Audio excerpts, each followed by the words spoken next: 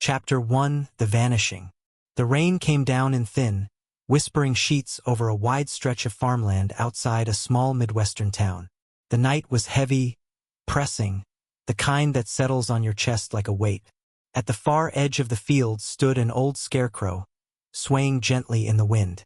Its straw hat tilted forward, its stitched grin stretched too wide across a burlap face.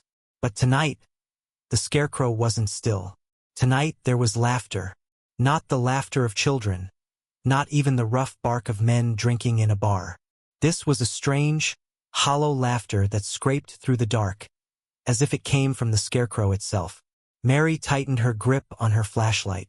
She and her two friends, Jenny and Kyle, had snuck out, daring each other to explore the empty farmland where, rumor had it, the traveling carnival would be setting up in a few days. "People say this carnival is cursed," Jenny whispered, her voice trembling. "That when it comes to town, people vanish, and they never come back." Before Mary could answer, a strange glow appeared in the distance. At first faint, then brighter, the towering shape of a Ferris wheel slowly emerged through the mist. But that was impossible. The carnival wasn't supposed to be here yet. The three froze. Mary turned back toward the scarecrow. Her breath caught in her throat. His button eyes moved. Slowly, deliberately, they turned toward her. The stitched grin stretched wider, reshaping into something disturbingly human. And then, in a voice that didn't belong in this world, it whispered, "The carnival has arrived, and you're our very first ride." Mary screamed, dropping her flashlight. The beam hit the ground, spinning wildly across the cornfield as laughter echoed all around them. Laughter that didn't stop. The night swallowed the town whole, and with it, the carnival began. Chapter 2: The Arrival. By morning, the scarecrow was gone. The townsfolk awoke to the sound of music drifting through the air. High-pitched, tinny carnival music, cheery, but unsettling in its persistence. On the empty farmland that had stood bare just yesterday, tents now stood in neat rows, stripes of red and white, strings of lights swinging in the morning breeze. A Ferris wheel spun slowly against the horizon, though no one was on it. The carnival had appeared overnight. Children ran to the edge of the field, pointing excitedly. Parents followed, confused, whispering about how quickly it had all gone up. Trucks were parked behind the tents, painted with chipped lettering. Barker and Sons Traveling Wonder Show. The sheriff scratched his head. Didn't even see him come through town. By noon, the gates were open. Admission was free. The people of Darlington gathered, curiosity outweighing their unease. Cotton candy spun in the air, caramel apples gleamed, and the smell of popcorn drifted on the wind. The rides moved as if they'd been here forever. But there was something wrong. The workers didn't smile. Their faces were pale, almost gray, and their eyes had a dull sheen, as though they were painted on. They spoke little, moving stiffly as they operated rides and handed out prizes. Inside the big tent, a man in a tattered red coat stood on stage. His hat was tall, his grin sharp, his voice booming. "Welcome, good people of Darlington. Welcome to the carnival that never leaves." The crowd clapped, though uneasily. Something about his words didn't sound right. Mary, Jenny, and Kyle stood at the back, pale and shaken from the night before. They hadn't told anyone what they'd seen. Not yet. Mary's eyes locked on the Ferris wheel, and her stomach turned. The seats were swinging, but no one had climbed on. She swore she could see faces in the glass of the gondolas.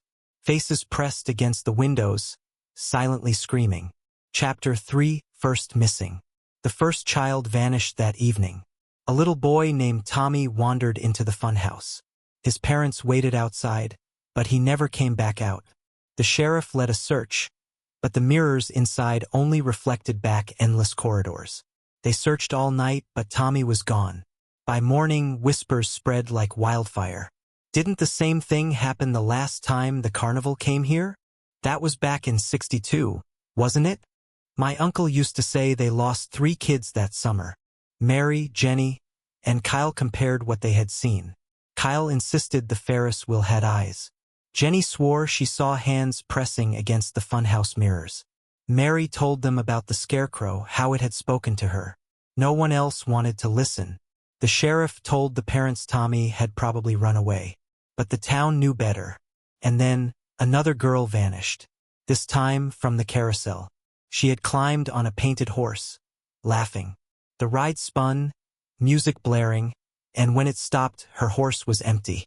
The operator smiled faintly and said, "She enjoyed the ride." Her parents screamed, but the sheriff found nothing. No footprints. No exit. Just silence. That night, Mary had a dream.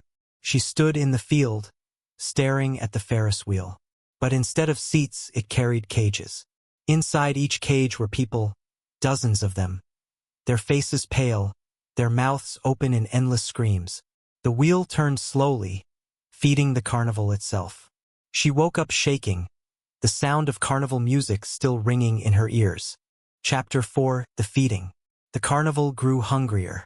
More people began to vanish. A teenager from the shooting gallery, a mother from the Hall of Mirrors, a man who stepped into the fortune-teller's tent and never stepped out again. The sheriff finally shut down the carnival grounds, but by nightfall, the gates had reopened on their own. Lights blazed, music blared, and the smell of popcorn thickened in the air. The carnival didn't obey human rules. Mary, Jenny, and Kyle decided to sneak inside after dark, determined to find the missing. They crept into the funhouse first. The mirrors stretched high, endless corridors reflecting them again and again. But when Mary shone her flashlight, the reflections didn't move with her. Instead, they stared. Hundreds of reflections, each with hollow eyes and open mouths. Some weren't even their faces. They were the faces of missing townsfolk, slamming their hands against the glass, begging to be freed. Jenny screamed. The mirrors rippled like water, and one pale hand reached through, grabbing at her shirt. Mary pulled her away just in time, and they ran out into the midway. The rides were alive. The carousel horses turned their heads, eyes rolling in hunger. The Ferris wheel groaned, its seats rattling with voices. The roller coaster tracks twisted unnaturally, like a serpent waiting to strike. And then came the laughter everywhere all at once. The carnival had woken fully. "You're all part of the show now." The ringmaster's voice thundered across the grounds. Chapter 5: The Secret. The three fled to the old library, searching through town records. What they found chilled them.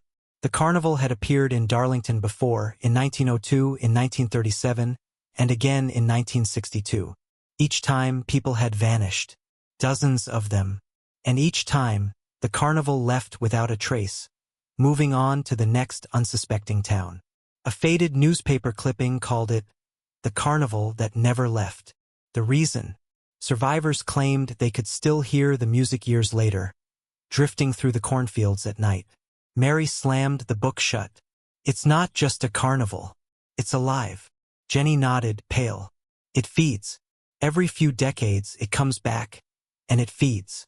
Kyle whispered, "And the workers? They're not people, are they?" No, they weren't. They were husks, shells of those who had vanished long ago, their bodies forced to work, their souls trapped in the rides. The carnival wasn't a show. It was a predator. Chapter 6: The Final Ride. The three decided they had to end it. They gathered gasoline, torches, anything they could find. That night, they crept back to the field. The carnival roared with music and light, waiting for them. They lit the tents, the rides, the Ferris wheel itself. Flames licked high, smoke curling into the night sky. Screams echoed from inside the mirrors, the rides, the cages above. But the fire didn't spread. The flames bent, twisting, curling back on themselves until they vanished, swallowed whole by the carnival. The ringmaster appeared at the gates, smiling with teeth too sharp. "You can't burn what was never built. You can't kill what never lived." The ground shook. The ride screamed. The Ferris wheel spun faster and faster until it blurred against the night sky. One by one, the townsfolk were pulled inside, their voices joining the chorus of eternal laughter. Mary, Jenny, and Kyle fought to escape. Mary stumbled, dragged down by pale hands rising from the earth itself. Kyle pulled her free, and the three ran, never looking back. By morning, the carnival was gone. The field was empty once more. No tents, no rides, no ferris wheel, only silence. But Darlington would never be the same. The missing were never found. Families wept, but no bodies were ever recovered. And sometimes, late at night, if you stood in the cornfields and listened closely, you could still hear the faint sound of carnival music drifting on the wind. And far away, in another small town, the lights of a Ferris wheel began to glow. The carnival that never left had arrived again.